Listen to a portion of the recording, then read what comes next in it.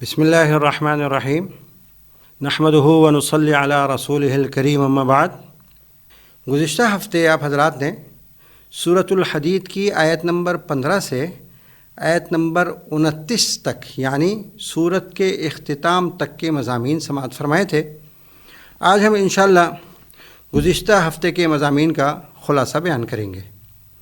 آیت نمبر 15 میں منافقین کے برے انجام کا مضمون ہے کہ قیامت کے دن عذاب سے ان کو کسی صورت چھٹکارا نہیں ملے گا، نہ منافقین کو اور نہ کافروں کو۔ ان کو کوئی جرمانہ اور فدیہ لے کر بھی معاف نہیں کیا جائے گا۔ ان کا ٹھکانہ اور بدترین ٹھکانہ تو دوزخ کی آگ ہی ہوگا۔ آیت نمبر 16 اور 17 میں ایمان والوں کو جھنجھوڑا گیا ہے کہ اہل کتاب یہودیوں اور عیسائیوں کی طرح دنیا کی اور نفسانی خواہشات کے بندے بن کر اللہ کے نافرمان نہ بنیں۔ یہ لوگ تو دنیا میں اور نفسانی خواہشات کے پیچھے پڑ کر اللہ کے نافرمان ہو گئے تھے۔ ایمان والوں کو ان کی طرح دنیا کی رنگینیوں میں مست ہو کر خدا سے غافل نہ ہونا چاہیے۔ کیا ایمان والوں کے لیے اب بھی وقت نہیں آیا کہ قرآن کریم اور نبی کریم صلی اللہ علیہ وسلم کی تعلیمات کے آگے ان کے دل نرم پڑ جائیں اور فرما برداری کے لیے جھک جائیں؟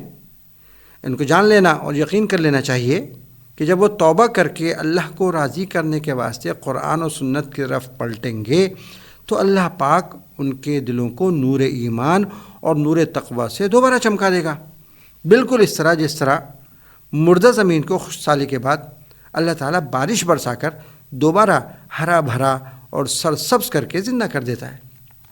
اس کے بعد آیت نمبر 18 اور 19 میں یہ مضمون ہے کہ اللہ کو اپنے بندوں سے کامل ایمان مطلوب ہے اور اس کے لیے اللہ کے راستے میں مال خرچ کرنا لازم ہے۔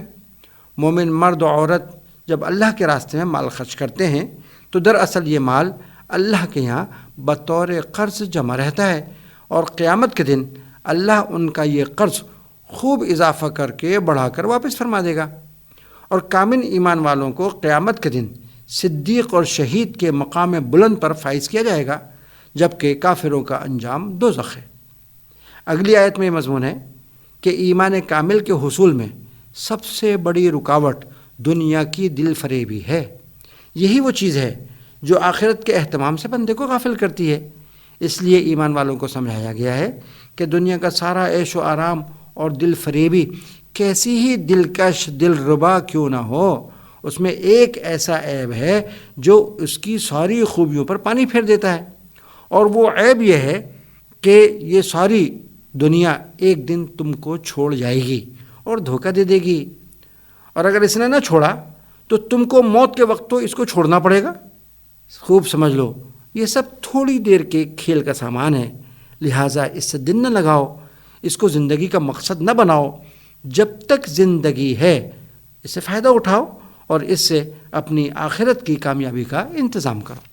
آیت نمبر 21 میں یہ مضمون ہے کہ اس دنیا میں رہ کر اللہ کی مغفرت اور اس جنت کو حاصل کرنے کے لیے خوب بڑھ چڑھ کر کوشش کرو جو ایمان والے متقی لوگوں کے لیے تیار کی گئی ہے۔ اگلی دو آیتوں میں عقیدہ تقدیر کا مضمون ہے کہ دنیا میں کوئی بھی ناگوار یا خوشگوار بات جس کسی کو بھی پیش آتی ہے وہ سب تقدیر میں لکھا ہے۔ اللہ پاک نے کائنات کے تمام فیصلے پہلے سے طے کر دیے ہیں اور یہ اللہ پاک کے لیے بہت ہی آسان ہے۔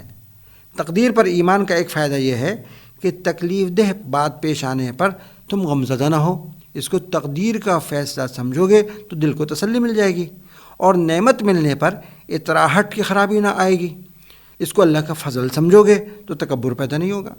یاد رکھو اللہ پاک اطراحٹ کرنے والوں کو سخت ناپسند کرتا ہے۔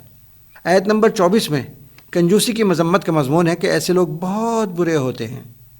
اس کے بعد آیت نمبر 25 میں یہ مضمون ہے کہ اللہ پاک نے اپنے پیغمبر دنیا میں بھیجے ہیں، ان کو معجزے بھی دیے ہیں، کتاب بھی دی تاکہ لوگ ان کی پیروی کریں اور اللہ کی کتاب میں جو قانون اترے ہیں ان پر عمل کر کے دنیا میں عدل و انصاف کا بول بالا کریں، اور انسانوں کے فائدے کے لیے اللہ نے دنیا میں لوہا بھی اتارا ہے۔ آیت نمبر 26 سے سورت کے آخر تک یہ مضمون ہے کہ دنیا میں پیغمبروں کا مبارک سلسلہ حضرت نوح علیہ السلام اور حضرت ابراہیم علیہ السلام کی اولادوں میں چلا ہے۔ پھر بنی اسرائیل میں آخر میں حضرت عیسیٰ علیہ السلام تشریف لائے۔ ان کے ماننے والوں کے دلوں میں اللہ پاک نے شفقت اور رحم دلی ڈال دی۔ پھر ان میں سے کچھ لوگوں نے رہبانیت اپنے اوپر لازم کر لی، دنیا سے ناتا توڑ لیا، جنگلوں میں پہاڑوں میں جا کر عبادت میں مشغول ہو گئے۔ رہبانیت اللہ نے ان پر لازم نہیں کی تھی، کیونکہ یہ انسانی فطرت کے خلاف ہے کہ وہ دنیا سے ناتا توڑ کر زندگی گزارے۔ اسی لیے وہ لوگ اس رہبانیت کو نبھا نہ سکے اور ایسے ناروا کاموں میں پھنس گئے جو اللہ کی ناراضگی کا سبب تھے۔ بالآخر جب رسول اللہ صلی اللہ علیہ وسلم دنیا میں تشریف لائے تو ان میں سے کچھ اہل کتاب آپ پر ایمان لے آئے، لیکن اکثریت نے پھر بھی اسلام قبول نہیں کیا، اور وہ اس گھمنڈ میں رہے کہ ہم اپنے پیغمبر موسیٰ علیہ السلام اور عیسیٰ علیہ السلام کے ماننے والے ہیں، ہماری نجات کے لیے کافی ہے۔ آگے ارشاد ہے کہ اہل کتاب میں سے جو محمد صلی اللہ علیہ وسلم پر ایمان لائے ہیں ان کو دوہرا اجر عطا فرمایا جائے گا، کیونکہ وہ 2 نبیوں پر ایمان لائے ہیں، اور اللہ ان کو نور عطا فرمائے گا، ان کی مغفرت فرمائے گا۔ اور جو اہل کتاب ایمان نہ لائے وہ اللہ کے اس فضل و کرم سے محروم رہیں گے۔ محترم سامعین، گزشتہ ہفتے کے مضامین کا خلاصہ آپ نے سماعت فرمایا۔ اللہ پاک ہمیں قرآن کریم سے سچی وابستگی عطا فرمائے، آمین۔ وما علینا الا البلاغ۔